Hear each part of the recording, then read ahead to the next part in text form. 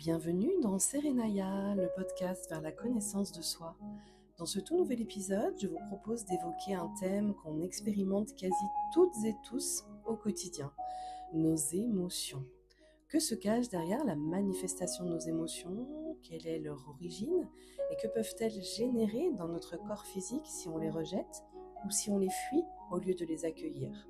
Je ferai également le lien avec notre centre énergétique du plexus solaire, le centre de nos émotions en design humain.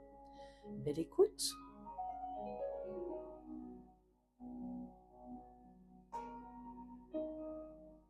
Je suis Carole Buatier, passionnée par la connaissance de soi, le monde de l'énergie, la neuroatypie, les apprentissages de la vie et la symbolique sous toutes ses formes. Ce sont de véritables guides au quotidien. Mon besoin de transmission et de contribution par la voix est devenu de plus en plus fort. C'est pour cela que Serenaya est née. Merci de soutenir le podcast en laissant un joli commentaire et en le partageant autour de vous. Belle écoute!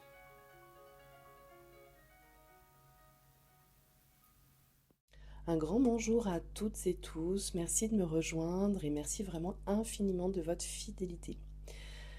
Aujourd'hui, nous allons évoquer ensemble un vaste sujet que sont nos émotions. Alors en préparant l'épisode, je me suis rendu compte que ce sujet était en fait moins simple que ce que j'imaginais. J'avais tellement de choses à dire, il a fallu vraiment que je me canalise pour ne pas me sentir submergée. D'ailleurs, qui n'a jamais dit être submergé par ses émotions, être une véritable éponge émotionnelle, ou encore qui gérait mal ses émotions, hein. Et c'est vrai que dit comme ça semble un peu contraignant quand même de vivre des émotions, hein. C'est pas très fun. Et même le dictionnaire le dit que c'est un trouble subi, une agitation passagère causée par un sentiment vif de peur, de surprise, de colère ou de joie. Donc c'est vrai qu'il faut savoir qu'à l'origine de l'émotion, en réalité, se trouve notre cerveau reptilien, qui est lui-même contenu dans le cerveau archaïque, hein, le plus ancien, et celui qui est à l'origine de notre réponse combat-fuite, hein, de notre instinct de survie. Son rôle, on peut bien le comprendre, est essentiel parce qu'il vraiment il permet de réguler nos besoins, comme nos besoins primaires, hein, que sont voilà, manger, boire, dormir, se reproduire. Et vouloir finalement satisfaire un besoin va entraîner de la motivation, hein, pour y aller. Et puis la non-satisfaction va entraîner à l'inverse une grande frustration et comme un phénomène de manque. Donc ce cerveau reptilien participe aussi à rassurer en fait nos autres besoins que sont les besoins secondaires. Donc il y a le besoin de sécurité, hein. S'il n'est pas satisfait, on peut ressentir vraiment une peur qui nous envahit, due à un sentiment d'insécurité. On a notre besoin d'identité qui doit être assouvi, sinon c'est la colère qui monte et là ça peut être assez violent parce que on manque de reconnaissance et d'estime, hein. C'est vraiment ces deux manques qui sont liés au besoin d'identité. Et on a aussi la satisfaction nécessaire de notre besoin de réalité d'être, qui peut faire ressortir de la tristesse quand on en manque justement et qu'on manque d'épanouissement personnel et d'harmonie. Donc il y a vraiment une hiérarchie un peu, hein, dans tous ces besoins, hein. Notre réalisation, elle ne peut pas être effective si nos besoins primaires ne sont pas satisfaits, hein. Par exemple, vous êtes dans une formation, vous avez le ventre qui gargouille, donc vous avez une grosse faim qui apparaît, vous n'allez pas pouvoir vous concentrer sur les apprentissages et sur l'épanouissement que vous apportent ces nouvelles données que vous ingurgitez, mais votre cerveau reptilien, il va vous lancer un message d'alerte qu'il y a un autre besoin à satisfaire. Donc, généralement, c'est ça, on ne peut pas se concentrer sur autre chose, hein. Et même si on peut se passer de manger pendant plusieurs jours, le cerveau il est en alerte et du coup, faut y aller, quoi. Donc, il y a Maslow, hein, qui a établi une pyramide pour ça. Je vous la mets en description, hein, qui est intéressante. Donc, au final, on voit bien que la connaissance de soi, c'est aussi la connaissance de nos besoins. Et ces émotions, justement, qui sont associées à des mécanismes en fait, de défense, on les ressent dans notre corps, hein. Elles sont, bah, on peut les associer en fait à un symptôme en quelque sorte qui nous indique qu'il faut qu'on se défende face à un danger, hein, qui menace justement la satisfaction de nos besoins. Donc on va se mettre en action, on va se mettre en mouvement pour satisfaire ce besoin et donc pour survivre. Donc c'est bon, bah, mais oui, évidemment, enfin, tout ça est inconscient, hein, c'est une puissance quand même stratégique assez dingue, mais tout ça, c'est notre instinct de survie. Et, euh, et lutter contre nos émotions, bah, finalement, c'est lutter contre sa survie. Et ça reviendrait finalement à toucher notre intégrité, l'intégrité de chaque personne qui ne respecte pas ça. Alors c'est à ne pas confondre avec les sentiments, hein. Les sentiments, c'est des ressentis qui sont plus légers et qui ne sont pas en lien avec la survie, hein. En revanche, un sentiment peut être un élément déclencheur à une émotion qui répond, bah, comme par logique en fait, à une logique de menace de nos besoins. Et on voit bien parfois qu'on peut vivre en fait des réactions en quelque sorte en chaîne, hein. Un petit truc, une petite chose, un petit événement, une remarque, quelque chose peut nous faire partir un peu en vrille, j'ai envie de dire. Et on ne comprend pas vraiment cet enchaînement cognito-comportemental, hein. On peut avoir le ventre serré, un nœud dans la gorge qui apparaît d'un seul coup, des larmes qui montent, des tensions musculaires, une voix en fait toute tremblotante. Ça, en quelque sorte un peu, ça me fait penser à une réaction en quelque sorte de panique, hein, comme un jeune enfant enfin un enfant dans son enfance qui se serait brûlé en mettant la main sur le poêle à bois et qui aurait enfoui tout ça et qui se serait fait réprimander énormément. Donc il a enfoui cette peur finalement. Et plus tard, bah, même à la vue d'une bougie, cet adulte, cet enfant devenu adulte, peut avoir une réaction de panique en fait face au feu. Donc c'est voilà, c'est important bah, d'essayer de capter quand il y a ces peurs paniques comme ça qui arrivent malgré tout d'où elles viennent. Et cette réaction de logique de menace, en fait, elle se trouve toujours dans une logique de survie. Alors, on peut fuir en ayant peur, hein. Ben, voilà, il y a un danger, on se casse. On va lutter, on va s'acharner, on va être vraiment... la colère va nous permettre de lutter contre l'ennemi. Et la tristesse va entraîner en fait un repli sur soi-même, hein. Donc on peut évoquer aussi la situation d'un jeune garçon à une dizaine d'années, hein. Son père lui disait toujours de se taire parce qu'il racontait que des histoires, hein. Fallait qu'en famille, il fallait qu'il se taise, il se trompait tout le temps. Et bah, ce petit garçon, qu'est-ce qu'il a fait pour éviter justement effectivement que son père se mette en colère, il s'est mis à ne plus parler, à ne plus dire quoi que ce soit, parce que ça activait en lui pardon, inconsciemment en fait la peur de l'abandon. Et on voit bien comme un jeune enfant est dépendant de sa famille pour subvenir à ses besoins. Sauf que plus tard, adulte, ce jeune homme par exemple qui est embauché dans une entreprise dont le chef lui demande d'animer régulièrement des réunions. Donc, qui dit réunion dit spectacle, spectateur, donc plusieurs personnes qui sont présentes. Et ce jeune adulte, en fait, était en panique au moment de parler des attaques violentes d'émotions intenses.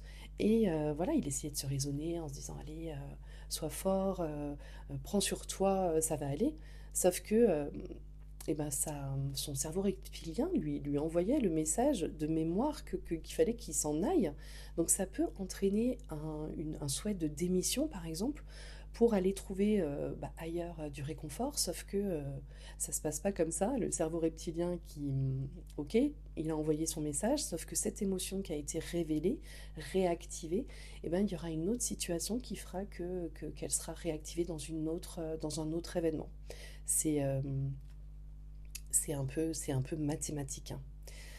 Donc, on parle souvent de libérer ses émotions, de libérer ses peurs, mais en réalité, c'est pas les peurs et les émotions qu'on doit libérer, c'est davantage tous les systèmes de pensée derrière, les pensées, des systèmes de pensée erronés, en fait, pour nous permettre de libérer nos potentiels. Donc, faut mettre les choses, en fait, dans le bon ordre et apprendre à réagir et à agir différemment dans certaines situations. Et un événement, finalement, qui révèle une émotion, elle ne la déclenche pas. Il ne déclenche pas l'émotion. Ce qui déclenche l'émotion, en fait, c'est la représentation qu'on se fait de cet événement.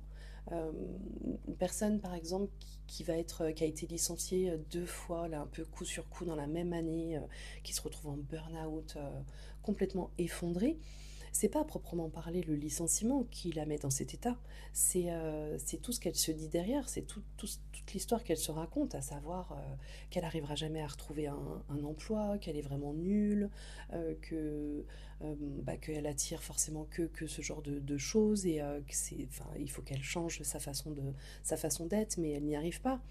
Et ça, voilà, il y a des accompagnements qui sont vraiment très efficaces pour ça, justement, pour arriver à modifier cette vision des choses. On en parlera un peu plus loin.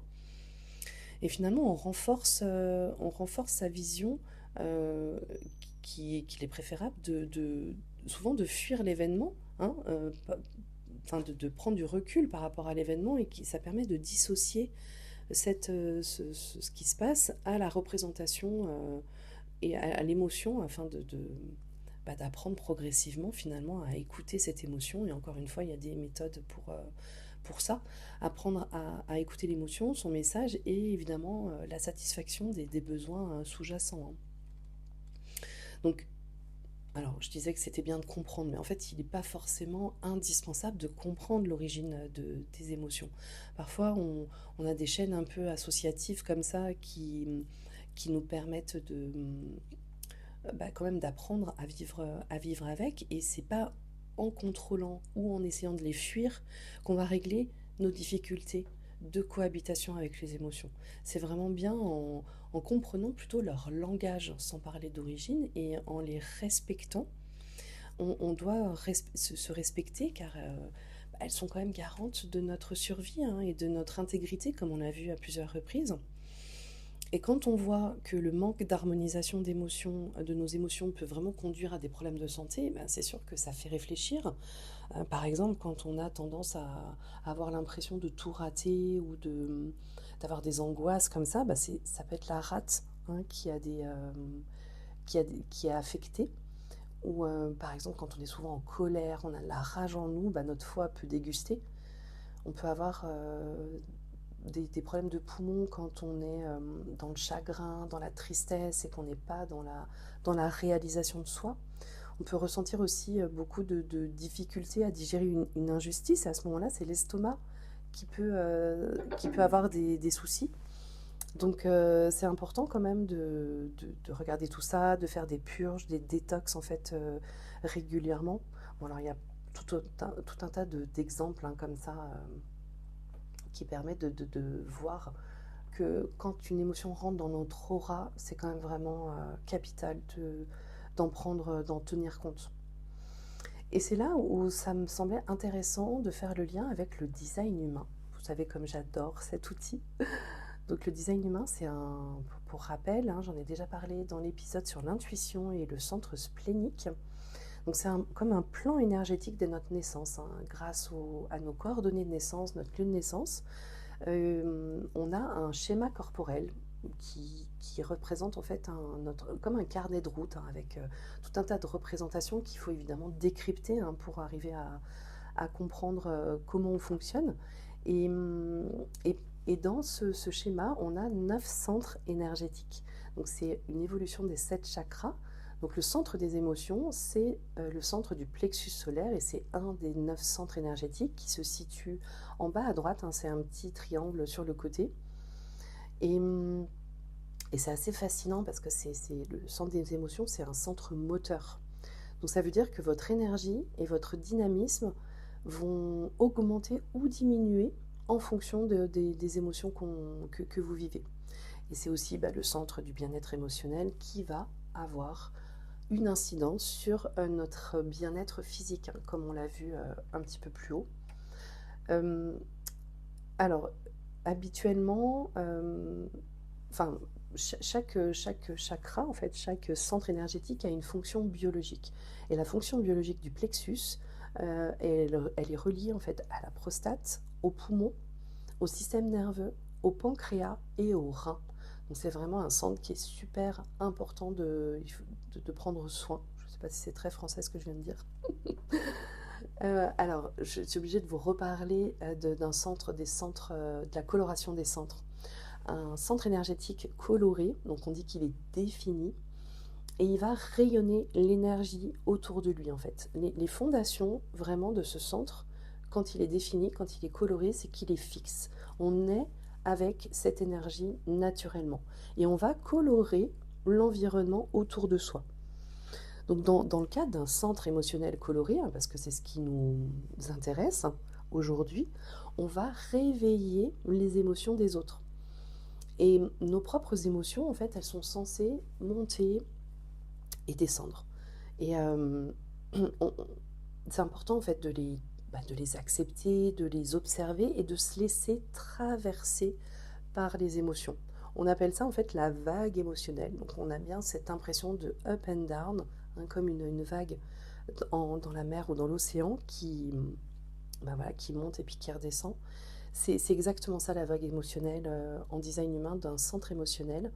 Et c'est important de ne pas s'identifier à elle. Et c'est aussi un centre d'une autorité intérieure en design humain, le centre émotionnel. Donc ça veut dire que c'est là-dessus que la personne va devoir s'appuyer pour prendre une grande décision. Et souvent, c'est des personnes qui disent oh là là, je suis hyper indécis, je n'arrive pas à me décider, c'est à chaque fois la galère dès que je dois choisir quelque chose. Et c'est assez fréquent parce qu'en fait, c'est des personnes qui n'acceptent pas la vague émotionnelle, justement, d'être dans le haut, dans le bas et de traverser en fait un coup une phase d'excitation, un coup une phase plutôt down. Et ça permet justement de voir sous tous les angles en fait la décision et l'objet de la décision, de l'avoir vraiment, de le regarder de près. Et l'objectif, c'est d'attendre la clarté émotionnelle. Mais on est d'accord, on ne peut pas avoir 100% d'assurance de ne pas se tromper. Si on est déjà à 80%, si on a écouté sa vague émotionnelle, c'est déjà super. Et on dit que quand la vague est passée, elle dépose un joli coquillage sur notre plage et c'est la prise de conscience. Donc je trouve ça à chaque fois hyper joli. Et à l'inverse, on a le centre des émotions qui peut être blanc, qui n'est pas défini. C'est mon cas par exemple. Donc c'est un centre en fait qui va amplifier l'énergie émotionnelle de l'autre. Alors, enfin, qui va amplifier l'énergie d'une façon générale quand un centre n'est pas défini, hein, que ce soit émotionnel ou pas. Mais dans le cas du centre émotionnel, il va amplifier les émotions des autres. Donc c'est des personnes qui peuvent être super empathiques, mais par contre qui peuvent se sentir encore plus émotifs que les personnes émotives elles-mêmes, parce que le thème du centre en fait n'est pas fixe. Et moi, ça me rappelle quand je faisais du tri, que je retombais sur mes petits livrets d'école, en fait, où dans les appréciations, les profs disaient tout le temps Carole est une élève très émotive. Mais alors, je comprenais jamais ce qu'ils voulaient dire par là et ça m'agaçait. Mais maintenant, évidemment, avec le recul, je comprends complètement. Et c'est vrai que dans une classe, hein, autant l'instituteur que dans une classe, il y a énormément d'émotionnel aussi. Hein, alors je ne sais pas si c'est en France ou d'une façon générale, mais c'est 50-50. Hein. On est 50% de la population à avoir le centre défini et 50% à ne l'avoir pas défini. Donc les centres émotionnels blancs, c'est important de ne pas gérer les émotions des autres. Il faut savoir ce qui nous appartient et ce qui ne nous appartient pas. C'est important de nettoyer l'énergie qui n'est pas à nous. Et d'avoir, c'est l'idée en fait de la passoire hein, plutôt que de l'éponge. Donc vraiment de se laisser, de laisser traverser à travers soi les émotions des autres, elles ne sont pas à nous. Et ce qu'il y a, c'est qu'on est capable de refléter les émotions des autres quand eux ne se permettent pas de les ressentir pleinement. Et ça, c'est hyper puissant. Mais sachant que le non émotionnel peut tout lâcher, hein. Il peut lâcher des bombes, tout ce qu'il n'a pas dit avant au contact d'un émotionnel et d'une situation qui va se déclencher, bim, il peut tout balancer. Hein. Par exemple, moi, parmi mes 3 enfants, j'en ai 2 qui ont le centre émotionnel activé. Et clairement, c'est essentiellement avec mon fils, mon jeune fils, de bientôt 12 ans, où souvent je suis en réaction à fond par rapport à ses montées d'émotions, parce qu'en plus il a un trouble du neurodéveloppement, donc forcément il vit ses émotions encore de façon plus intense que n'importe qui d'autre. Et je me fais encore avoir, à surréagir parfois dans certaines situations, mais ça va quand même beaucoup mieux depuis l'entrée en cinquième. Et ce qui est important de savoir aussi, c'est qu'au sein de ce centre émotionnel, on peut avoir des nervosités. Alors, au sein de chaque centre énergétique en design humain, on a des petits numéros qui sont entourés ou qui ne sont pas entourés. Et ces numéros on appelle ça des portes. En fait, c'est vraiment des ouvertures vers nos qualités, vers nos dons. Et, et alors, on peut avoir ces nervosités, même si on n'a pas nos centres émotionnels activés, hein. Par exemple, moi j'ai la porte 55, c'est la porte de l'abondance spirituelle, mais c'est aussi la peur du vide, hein. La peur de ne pas faire confiance à l'univers, de trouver rien de passionnant à faire, peur de ne pas trouver de but. Donc ça, c'est une porte en fait chez moi qui est dormante parce que mon centre n'est pas coloré. En revanche, mon fils, qui a son centre émotionnel coloré, il a également la porte 55 et il a aussi dans son chakra racine, qui est juste à côté de l'émotionnel, il a une porte qui s'appelle la porte de la provocation, c'est la porte 39, qui va finalement, vu que lui, son émotionnel est allumé, sa racine est colorée également, il va venir en fait avec nos portes qui correspondent pour former un canal, et bien il va allumer aussi mon centre émotionnel, il va allumer le canal. Et évidemment, ce canal 3955, c'est le canal de l'émotivité. Un canal, c'est vraiment 1 plus 1 égale 3. C'est-à-dire qu'on va prendre les qualités des deux portes, plus l'amener en fait à... la combinaison des deux, finalement, va aussi créer un talent. Et le canal de l'émotivité, il est assez sport, hein, parce que c'est un canal en fait qui est une énergie qui est très lunatique. Donc c'est quelqu'un qui peut pleurer et rire dans la même seconde, hein. C'est des émotions qui sont vraiment ressenties de façon hyper puissante. C'est très fluctuant, très passionné aussi par contre, hein, et ça peut être aussi très créatif, hein. Et ces personnes-là qui ont ce canal activé ont ce besoin de solitude et ont besoin de revenir derrière pour exprimer ce qu'ils viennent de vivre.